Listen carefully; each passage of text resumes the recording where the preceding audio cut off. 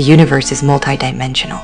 We can never see things in two-dimensional space, but a woman actually witnessed this miracle. That day, she was working. A frosted glass-like two-dimensional plane suddenly appeared out of nowhere. She carefully approached it. Something seemed to be moving inside. She picked up a rock and threw it. The rock passed straight through to the ground behind. The woman wanted a closer look. Suddenly, a hand pressed against the plane. Then several figures appeared inside. My partner and I rushed to the scene, but everything had returned to normal. We could only check the footage from earlier. The people inside seemed to be trying to get out. While I was reviewing the files, the equipment suddenly detected human voices.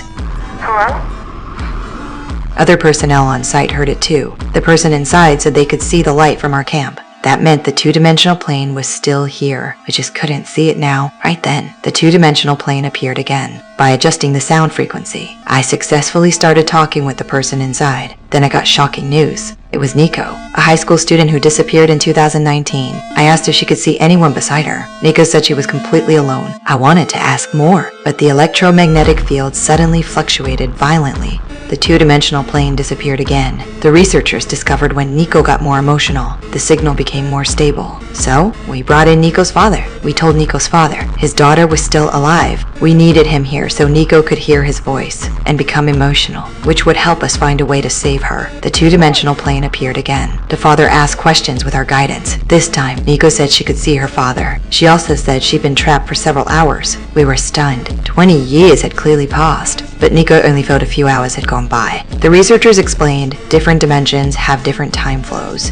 but now Nico could sync with us. This meant something nearby was affecting the two-dimensional plane. Sure enough, after a thorough search of the area, we found mysterious debris. Radiation levels here were dangerously high. Someone had already been here before us. But strangely, after searching around, we found no one else. But saving lives was the priority. The researchers determined this was a piece of a spaceship. Its function might be crossing universal dimensions, which caused the two-dimensional plane to appear. Then, we found another piece of ship debris. But this fragment had no energy left. Everyone quickly brought the fragment near the site, injected electromagnetic energy. Through constant adjustments, the two-dimensional plane appeared again. And as the fragment moved, the two-dimensional plane became three-dimensional space. Everyone could clearly see Nico inside. I told Nico to walk out, but strangely, she still couldn't get through, and the three-dimensional space couldn't last long. I thought if the fragment could break the universal barrier, then putting the other fragment inside might open Nico's space. Sure enough, when the fragment went in,